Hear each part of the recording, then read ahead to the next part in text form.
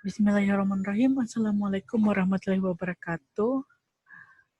Baiklah, perkenalkan nama saya Rahmat Praginanto, NIM 2019-11006, Manajemen Informatika semester 2.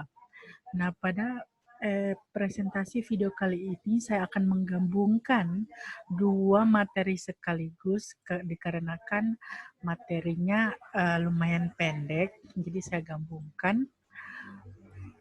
Untuk itu, tanpa berlama-lama lagi, masih dalam topik praktikum sistem basis data, namun kali ini dalam materi implementasi pada basis data. Tanpa berlama-lama lagi, kita masuk ke slide yang pertama. Nah, di slide pertama itu ada transformasi dasar. Bisa kita lihat bersama, ada dua entitas. Yang pertama ada entitas mahasiswa dan mata kuliah. Kemudian memiliki atribut, entitas mahasiswa memiliki atribut NIM, nama, alamat, beserta tanggal lahir. Nah, atribut dari mata kuliah itu sendiri memiliki kode mata kuliah, nama mata kuliah, SKS, dan semester. Lalu bisa dibuat dalam bentuk tabel, seperti yang kita lihat bersama itu ada tabel mahasiswa, dan ada juga tabel mata kuliah. Nah, setiap himpunan entitas akan diimplementasikan sebagai sebuah tabel. Selanjutnya ada transformasi satu ke satu, yaitu bisa kita lihat bersama ada entitas dosen dan entitas jurusan yang memiliki relasi mengepalai. Lalu di setiap entitas maupun relasi memiliki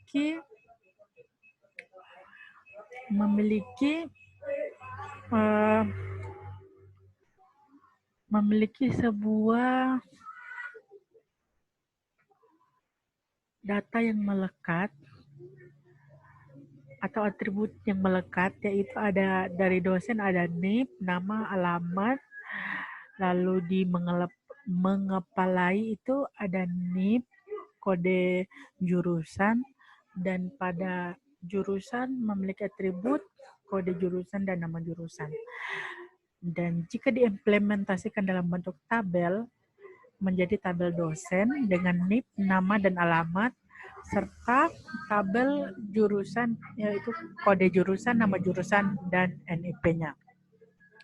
Selanjutnya ada transformasi satu ke N atau satu ke banyak, di mana entitas dosen dan mahasiswa memiliki relasi perwalian dengan masing-masing atribut.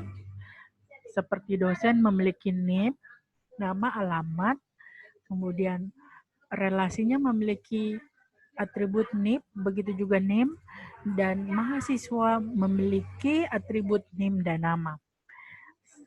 Sehingga ditransformasikan menjadi sebuah tabel dosen dengan NIM, nama, alamat. Kemudian tabel mahasiswa, NIM, nama, dan kode wali. Selanjutnya ada transformasi N ke M atau banyak ke banyak. Nah, di situ bisa kita lihat bersama ada atribut entitas mahasiswa dan mata kuliah yang memiliki relasi mempelajari. Dan masing-masing memiliki atribut, mahasiswanya memiliki NIM, nama, alamat, tanggal lahir. Begitu juga relasinya memiliki atribut NIM, kode mata kuliah, begitu dan nilai. Lalu ada entitas mata kuliah yang memiliki atribut SKS, semester, nama mata kuliah, dan kode mata kuliah. Lalu ditransformasikan ke dalam bentuk tabel mahasiswa yang memiliki NIM, nama, alamat, tanggal lahir, kemudian ada tabel KRS atau KSM dengan NIM, kode mata kuliah dan nilai, dan tabel mata kuliah dengan ketentuan atau field, kode mata kuliah, nama mata kuliah, SKS, dan semester. Oke, untuk materi implementasi pada basis data sudah berakhir di situ. Selanjutnya kita masuk ke sistem basis data dengan materi normalisasi data. Langsung kita masuk saja ke yang pertama, pendahuluan. Proses normalisasi merupakan proses pengelompokan data elemen menjadi tabel-tabel yang menunjukkan entiti dan relasinya. Kemudian proses normalisasi selalu diuji pada beberapa kondisi. Apakah ada kesulitan pada saat insert data, delete data, update data, retrieve data pada suatu database. Bila ada kesulitan dengan pengujian tersebut, maka relasi dipecah menjadi beberapa tabel. Itu adalah sedikit gambaran soal normalisasi. Kemudian kita masuk ke atribut tabel. Nah, di atribut tabel itu, atribut tabel atau atribut sama dengan field atau kolom data. Atribut sederhana yaitu atribut yang tidak dapat dipisahkan lagi. Kemudian atribut selanjutnya ada atribut komposit, atribut yang masih dapat diuraikan lagi menjadi sub-sub atribut yang masing-masing mempunyai makna. Atribut bernilai tunggal, atribut yang memiliki paling banyak satu nilai untuk setiap rekor data. Ada atribut bernilai banyak, atribut harus bernilai, atribut bernilai nol, dan atribut turunan. Selanjutnya ada atribut kunci atau key. Yang pertama itu ada super key, merupakan salah satu lebih atribut yang dapat membedakan setiap baris data secara unik. Kemudian ada primary key, adalah satu atribut yang lebih yang tidak hanya mengidentifikasi secara unik suatu kejadian spesifik, tetapi juga dapat mewakili setiap kejadian dari suatu entitas. Kemudian ada candidate key dan forging key adalah satu atribut, bisa juga lebih, yang melengkapi satu relationship atau hubungan yang menunjukkan ke induknya. Selanjutnya ada kebergantungan fungsional. Nah, kebergantungan fungsional terbagi ada fungsional dependensi atau fungsional dependensi itu memiliki pengertian diberikan sebuah relasi R, atribut Y dari R adalah bergantung fungsional pada atribut X dari R jika dan hanya jika setiap nilai X dalam R punya hubungan dengan tetap satu nilai Y dalam R. Contohnya NIM, yaitu nama mahasiswa. Bentuk-bentuk normalisasi. Bentuk normalisasi terbagi menjadi beberapa. Yang pertama itu ada bentuk tidak normal atau unnormalized form. First, normal form atau NF, atau satu NF, second, third form, third normal form, beyond, fourth normal form, fourth normal form, dan five normal form. Kita masuk selanjutnya ke normalisasi 1 atau bentuk tidak normal. Normalisasi terbagi menjadi 2. Yang pertama itu ada bentuk tidak normal. Merupakan sekumpulan data yang akan direkam apa adanya sesuai kedatangannya. Kemudian ada first atau first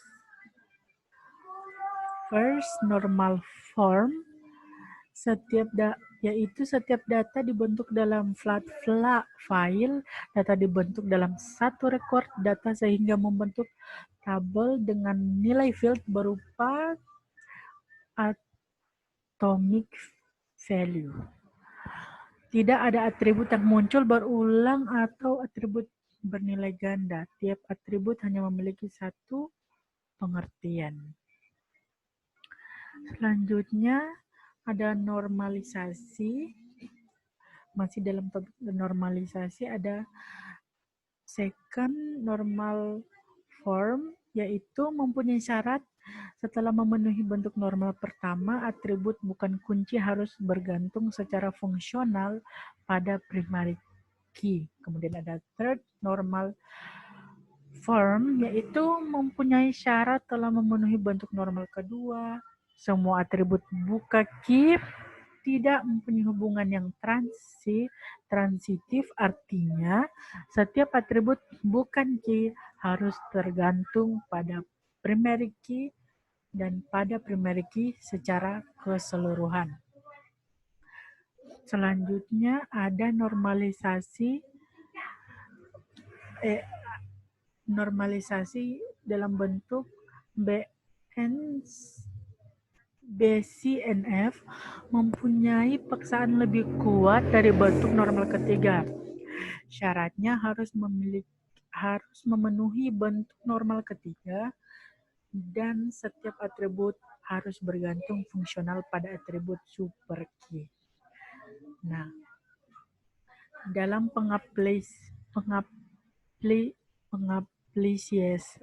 pengaplikasiannya bisa dilihat di situ dalam faktur pembelian barang. Bisa kita lihat bersama. Itu dalam faktur pembelian barang menjadi PTX dalam Melati 11 Bandung dan kode supplier, nama supplier, tanggal nomor, lalu ada kolom-kolom atau field, kode nama barang, kwitai, harga, jumlah, dan total faktur. Lalu ada jatuh tempo fakturnya. Oke, itu yang terakhir dari normalisasi dalam perancangan basis data. Terima kasih atas perhatiannya. Mohon maaf apabila ada salah-salah kata dan kekurangan. Wassalamualaikum warahmatullahi wabarakatuh. Terima kasih.